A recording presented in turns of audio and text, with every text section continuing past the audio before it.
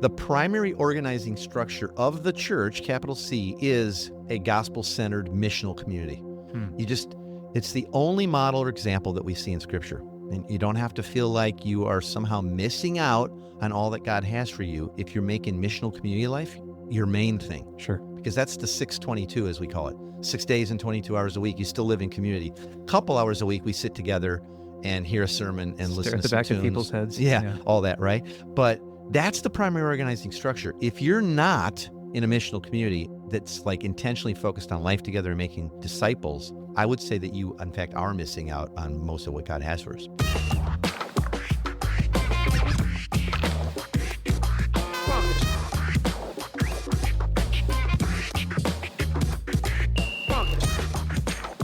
Welcome to the Everyday Disciple Podcast, where you'll learn how to live with greater intentionality and an integrated faith that naturally fits into every area of life. In other words, discipleship as a lifestyle. This is the stuff your parents, pastors, and seminary professors probably forgot to tell you.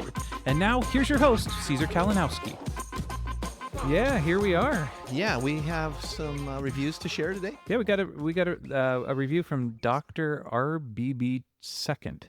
People, it's amazing the names that either iTunes gives you automatically or something, or people come up with. Yeah, that's right. Persnickety 105 dot dash slice, slash whatever. Dot dash slice. I don't know. Dr. RBB Second says, I love the podcast. The hosts aren't afraid to tackle difficult subjects in a thoughtful and balanced way.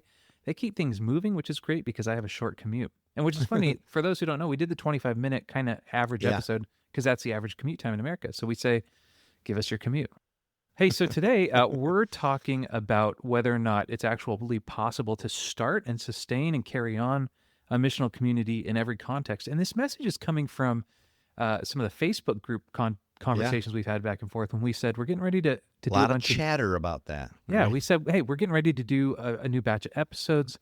And the most common thing people wanted us to talk about was different situations of how to start a missional community. So, like, how to do it in a community of less than 5,000 people in the middle of nowhere. How do you do it in a college campus? How do you do it here or there? And so we just thought, why don't we do an episode that says, is it even possible? And like, what are the differences? Yeah, and all that. Yeah. How do you make it work in every context? And unfortunately, I think, and I won't cast any aspersions on any of our listeners or those who wrote that topic, but I have been asked that question for years and years, over and over. Sure. And unfortunately, too often, what's behind the thing on that question is it really possible to do this in like a rural setting? Is it really possible to do this in like,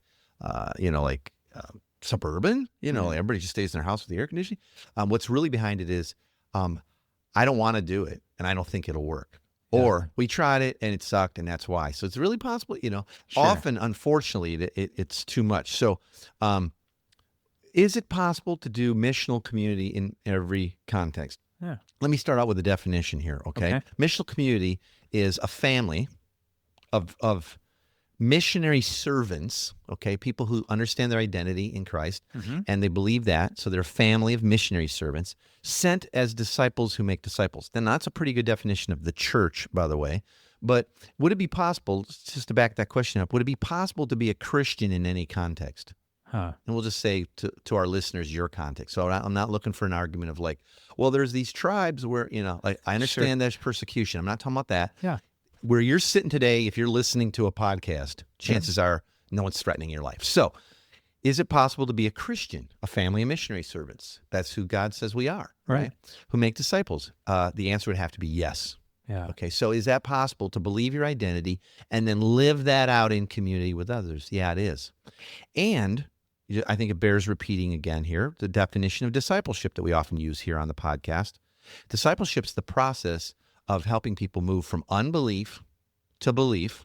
In every area of life? Yeah, in every area of life, according to the gospel. So unbelief in what's true about God and myself and how I get to live, to belief about what's true about God and myself and how we get to live because of Christ. That's what discipleship is. So is that possible to help people move from unbelief to belief in absolutely every context? Yeah, it totally. really is.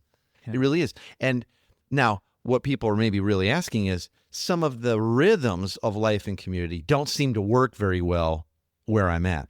And I I want to say that like when we first started like, quote, doing the missional thing, when we were early church plant in 2004, first Soma starting up, all that stuff.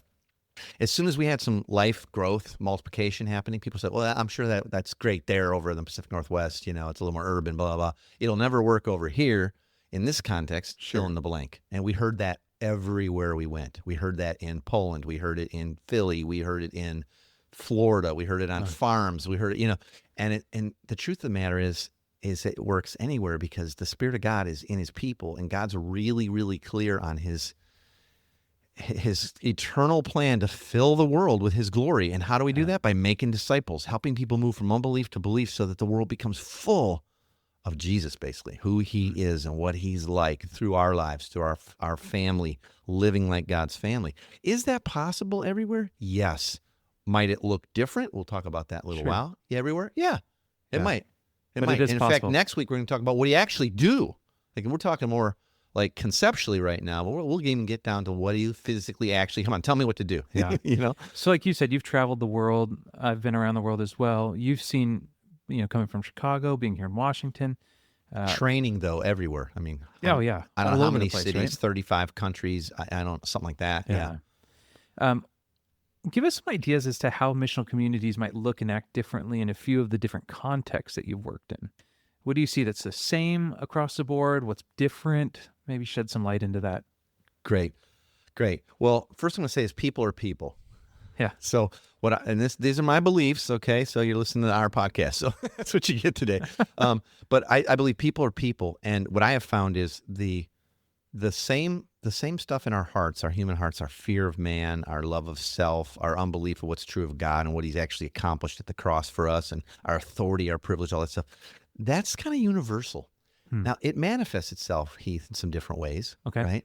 But in other words, someone in a rural setting who has maybe a quote unquote slower pace to their life, it's more seasonally tied because maybe they're agriculturally based for their income and all. Right. Will that love of self, fear of man, unbelief in God, and all that he's done in every area of their life and through the work of Christ, will it manifest itself differently than, say, someone who lives in Manhattan and works a very, very high stress, like, say, job as a commodities trader? And it will. But are the exact same freakouts and desires and needs for companionship and acceptance and grace and all that, are they there? Absolutely. Yeah, they really, really are. And so that's why I say people are people. And what I have found is so much of what keeps us from making disciples, that's the purpose of a missional community. The mission is only and always make disciples. So when we say missional community, it's people who are intentionally committing to live as a family on mission together, i.e. the mission of making disciples. So what keeps us from that anywhere and everywhere is all the same things. And why it works anywhere and everywhere is the exact same reason as when we begin to live in light of belief. God's our dad. Okay, so we get to live as a family. I don't have to impress my family. Dad loves us all the same. I don't have to earn anything. All those things have to change. Right. And that's everywhere. So we, like I said, we started this kind of life and started multiplying out communities here in the Pacific Northwest, Tacoma, somewhat of an urban setting, but kind of a city of neighborhoods, right? Yep. But then it made it up to the big city, up to Seattle and down to Portland. And then it was happening in a whole bunch of southern cities, both super rural and sort of more suburban, Yeah. And then once it was there, I remember, back about 5-6 years ago now, people saying this would never work in New York. It's way too busy. It'll certainly never work in Manhattan. And then God gave Tina and I the opportunity to move there. Guess what? And train a whole lot of people and live that way and try to live that way. And guess what? It was actually never easier because people are the mission. Make disciples who make disciples. That's the mission. So anywhere you have people, it's going to be the same. But the rhythms looked pretty differently. Like, in other words, like I remember when we, in Manhattan, when Tina and I threw our first happy hour to try to get to know our brand new neighbors. We'd just been there, like, I don't know, a week or two, right? Okay. Only knew 2 people at that point. So we invited everybody in our building. We invited anybody we'd accidentally met on the street or at a store on the corner of the wine shop, whatever. We invited everybody to happy hour. And we're sitting there at 7, 7:30, 8. No one's coming, except my 2 friends that I knew, right? In Manhattan. And we're thinking, I don't know, maybe this won't work. And then all of a sudden, ding dong. And about 8:30, 8:45, people started showing up. Then it filled up. And then we were rocking, ended up literally turning into a dance party.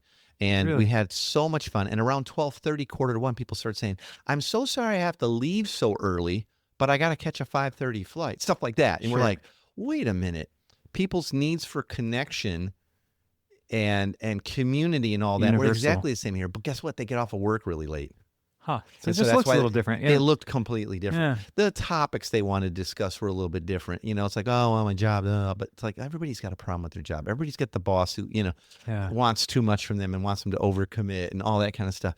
And so we have just found that there is not a context Sure. that it won't work, but it can look very, very differently. The rhythms of, well, what do you do when you eat or when you get together or hang out and all that? So yeah. Yeah, and that's something we have talked about multiple times before, is about these missional communities living and acting as a family, because that's what the definition is of this. Of the church is family, yeah. Yeah. But I have to imagine that everywhere you've been, and I know places I've been, every missional community will have their own like unique flavor to them, a little bit. They all look so different. Yeah. But not every family in life does the same exact thing, right? So that's the way we can look at it. I've never seen two families that looked exactly the same. Yeah. That's right. And you're zeroing in on really, that's how we begin to identify like, what do we do? Like we're going to talk about next week in detail. And what is this thing really all about? So every family or missional community does everything differently based on, think about it just like a family, based on age and stage of life, maturity, just like our own kids in our own nuclear families, right? Like when we have little babies, there's a rhythm to our life. Yep. But when we have teenagers, there's a very different rhythm. Yeah. Well, your family's broke. It doesn't look like mine. No, we're just different. Yep. We've been doing it longer. Just like a church that's just planting and it's at its first Easter is going to look, feel, smell, taste, do way different things than that church that's been here for 55 years. Sure. And they've got a lot of maturity, a lot of gray hair sitting there, a lot of young babies being born. It's all over the map, right? So it's going to be very, very different. I think one thing that might be important would be that each missional community does figure out this specific DNA that makes them that unique family, right? That understands the rhythm of that particular community. How would you best determine the rhythms of that family if you're trying to set a DNA structure to something like a missional community? Well, again, think about family life. Like how do you set the rhythms of your family? Like for one, it sort of starts to happen, right? Yeah. But it happens in a way that takes into account everybody's rhythms and their needs. When my grandson Patton or little Caesar, when they're over here, because they're babies, they have nap times. Like I don't really get to take a nap very often, but when they have a nap, well, we adjust our schedule a little bit here and the house gets a little bit quieter, right? Sure. And this and that and all that, right? And so, wait a minute, did you just break the family? Is it forever now? That's what we have to do for the next 30 years? We have to do that? We have to stop for a nap time? Well, not once they don't take afternoon naps, we don't. Yeah. And so we tend to often think, once you give me the pattern and we'll do it. And that sort of goes back to our do to be like mentality and distortion, like whatever we do makes us this. Let me just say, if you're in Christ, you are a family, you're his family, and you are a missionary, and you have been sent, as a servant like Jesus to make disciples. Sure. And so real quickly, we've talked about the 6 rhythms of life that everybody lives in. Yep. And you start thinking about how would we what would our DNA for this be? What would our specific version or rhythm of these 6 rhythms look like? Getting to know each other's stories, getting to know the stories of our neighbors or people of peace or community. How do we spend time listening to God? Is it holding hands in a circle and praying? Is it through a prayer circle? Is it through an app? Is it private? And then we come back together and discuss it. How are we listening to God? Eating together. That's one of the 6 rhythms. How often do we eat? Do we eat meals every day together as a community? Do we have a once a week family dinner night? Do we go ahead and say, well, what works for us though is more like a happy hour thing, or maybe we have a breakfast club and we actually get together and have brunch on the weekend. That's what fits our family right now. Yeah. See, right now. But guess what? In 2 years, your initial community, the rhythms might change. Just like when my grandsons quit taking naps, we're not just going to stop and quiet the household anymore because it's changed. How are you celebrating? What's the rhythm of your celebrations? Every community is going to be different. Sure. They're going to have different rhythms. So, I encourage people to think through those 6 basic rhythms of story, listen, eat, celebrate, bless, living as a blessing in a rhythm of blessing, and then recreate or rest to create, like our Sabbathing. And as you start to engage those 6 natural rhythms of life that everybody lives in with the gospel, through our gospel identity, a pattern will emerge, a rhythm will emerge. Yep. And it will change over time. And as you mature, as new people come in, People say like, well, we started doing this and then we started doing that. And now we're starting to get some speed up and we're starting to get some traction. And then all of a sudden there was all these new people and they didn't understand any of that. So that's why we're a closed group. Sure. Well, wait a minute. That'd be like saying, our 2-year-old is finally, walking and sort of feeding themselves and almost out of diapers. We're never having a kid again. That's terrible. Right? You know what I mean? It's like, Yeah. why not? Because why don't want to? It's like we want to live there now. Well, don't you want him to keep maturing, or do you want him to stay right there, almost potty trained, or whatever, Yeah. And so remember that just like it can work in every context is going to have its own rhythms. Our rhythms in Manhattan, everything shifted later. We Okay. had to go to more asynchronous discipleship, a little more online stuff because people were super busy. Sure. And even though we lived densely, people in the community might have been 2 train stops away, which felt so close to them, Huh. on the subway. Sure. But it was really like you're not going to run into them accidentally, So it was You have there to was be a lot of intentional with that. intentionality. Like we had to use the WhatsApp thing where anytime any of us did anything, we just boop, put it out to the group. I'm going here to eat. I'm going here to watch this show. Hey, a guy at work I was telling you about, we've been praying about. Yeah. We're going to see his art gallery thing tonight. Who's in? So we had to use some different things to make that. We had no babies. Then all of a sudden there's babies in the Missional community. Oh, the rhythms changed a little bit. Yeah. Is that a bad thing? Should we close the group? Yeah. Kick them out. No. No, you don't need to. So can it work in every? Yes, but if you think it's a program, it'd be like saying, can a family? Yeah. Can you have a family in urban setting? Well, absolutely you can. Could you have a family in New York? Absolutely you can. Could you have a family in like Romania? Well, of course they have families in Romania. Yeah. So once we start to put that lens on it, you go, oh yeah, this can work everywhere if we treat each other like a family. Yeah. I think one thing that is universal is that this sort of lifestyle is going to be messy, as you said, right? Yes. And anyone who's engaged in a missional community life will know this. Yeah. I was the It's first one. super messy because there's so much give and take. Absolutely, man. Just like, is your life messy with 4 kids at home? Oh, yeah, all the time. Yeah. It's a constant mess. It's a constant mess. The first missional community I was ever in was with Vanderstelt. And I remember being like at different events he was at, and he's like, hey, just a heads up, this group's falling apart. Like I'm out here talking and, it's messy even in my own situation. Because family is messy. Absolutely. It just It's is. part of life. And it's easy to fight and disagree and let the little things rise up and be big things. How would you encourage people who are listening to this show today not to bail when the going gets tough? Yeah, well, I mean, Because I've seen that a lot, right? Our friends are like, yeah, we're done with it. Well, that's because we come to this thing called missional community, and unfortunately, we map on previous experiences. Like people were like, yeah, we're switching churches. Why is that? Yeah, I'm not into the kids ministry over there. Sure. Consumerism.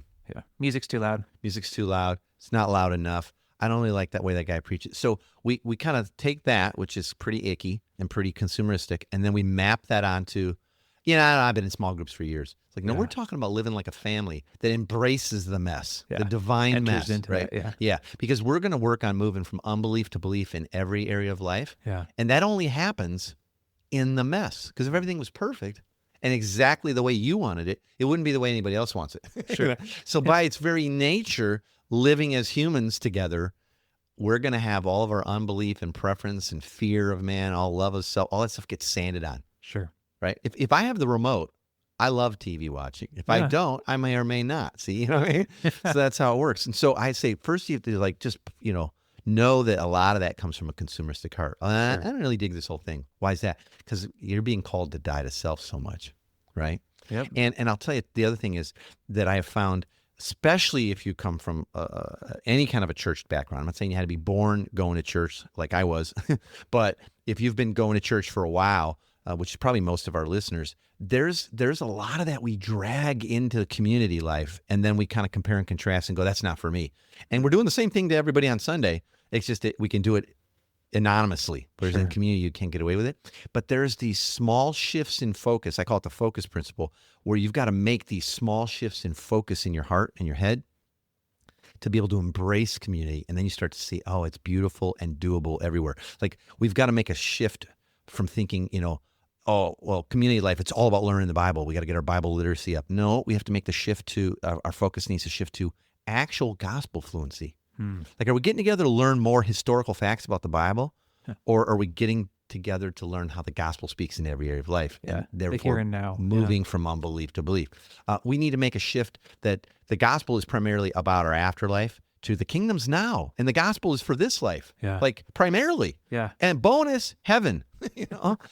We need to shift our focus on what evangelism and discipleship really are and how they work together. And are they the same thing? Are they different? Is it, we have to remember that discipleship's the mission, right? So not a lot of going to church and sitting, unfortunately, in pews on Sunday has a lot to do with discipleship. Yeah. It may be great preaching, it may be great music, it may be the best thing in the world. I've been a part of just amazing churches most of my life. But it's not necessarily accomplishing a whole lot of discipleship on Sunday. And we got to remember, we need to shift our focus. It's not to consumeristic this or hearing a great message that or trying to talk your neighbors into coming or saying a prayer, whatever. It's discipleship's the mission. And we need to make that shift. And by the way, it's a time of year as we're entering the fall here that I'm opening up some coaching slots where people who want to learn how to do this stuff, learn how to make all those shifts and begin to embrace community.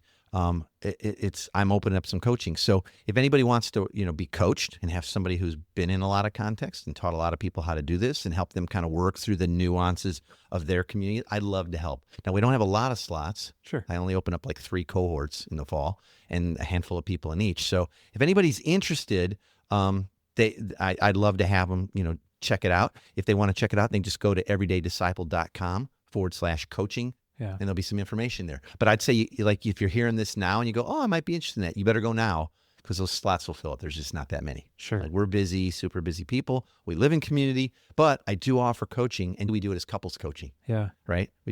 Both people on board. Yeah. Yeah. So my wife and I will be involved in the coaching, generally with other couples and singles. I'm not saying it's exclusively, but you kind of get both my perspective and my wife's perspective, the real missionary in the family. Yeah, she's great, man. All right, so let's get to the big 3. The big 3 takeaways, things we want you to walk away with from this episode, and you can get them for absolutely free.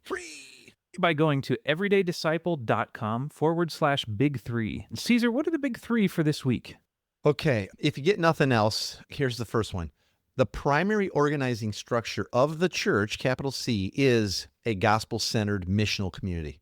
It's the only model or example that we see in Scripture. And you don't have to feel like you are somehow missing out on all that God has for you if you're making missional community life your main thing. Sure. Because that's the 622, as we call it. 6 days and 22 hours a week. You still live in community. Couple hours a week, we sit together and hear a sermon and listen to some back tunes. of people's heads. Yeah, all that, right? But that's the primary organizing structure. If you're not in a missional community that's like intentionally focused on life together and making disciples, I would say that you, in fact, are missing out on most of what God has for us. Okay. Second thing, God desires to shape and mature you to be more like Jesus in community with others. Yeah. Like, it was never a Lone Ranger thing, or that's how he had made disciples. Yep. Your gifts, experience, and talents are waiting to be used by God to shape others. And he himself is waiting to do the same in your life via the life-on-life interactions that you'll have with others in community. I already said, your preferences, your fears, self-love, all that, right? Yeah. And this will not happen sitting alone in rows in silence once a week. Yeah. God intended it to be in community because together we're the body of Christ. Yep. So if you want to be a mature disciple, you're going to need to get into a gospel-centered community living on mission together. Yeah, I agree. And third, and I kind of just tipped my hand to that, it requires the gospel together in community on mission to produce mature disciples. If you lack any one of those 3, no gospel and you're just in community hanging out, well, that's not the church. If you're not in community, but you go like, well, I hear a good message on Sunday, but and I've been to some discipleship classes, but I'm not doing it in community, then you're not going to grow to maturity. So if any one of the 3, gospel, community, and mission, are missing, you're going to see problems and lack maturity, and you'll probably end up pretty externally focused as a group. Yeah. I mean, internally focused as a group. Yeah, man, I agree. I've seen it in my own life that you do need to rub up against some other people to be sanded down into the image of Jesus. I mean, give yourself away, and that's how you're going to be a maturity. Jesus, if you want to gain your life, lose it, right? Lay it down. So. Okay, you get those big 3 by going to everydaydisciple.com/big3. And also, Caesar, that coaching for people that want to jump into this coaching with you, there are limited spots, but you can sign up now by going to everydaydisciple.com/coaching. Yeah, and we'll get together bi-weekly on video, and you'd have like literally daily access to me through emails and like Voxer, which is like a walkie-talkie thing. Yeah, and I'll send you videos and critiques, and I mean, I will just walk with you. Yeah, so cool, man. Yeah. Join us next week as we talk about maybe like a part 2 to this. So Do missional communities work in every setting, which we talked about today? Next, we're going to say, what are you actually supposed to do from week to week in one of these settings? Like, is there a specific pattern? Do we make it up as we go? What's the format? We're going to mail out like? checklists to everybody, check boxes, lots of lists to check out. Yeah, check them off. So join us for that. It's going to be a fun episode. That'll be a if we fun get episode. into more of the nitty-gritty of it. Thanks for joining us today. For more information on this show and to get loads of free discipleship resources, visit everydaydisciple.com. And remember, you really can live with the spiritual freedom and relational peace that Jesus promised every day.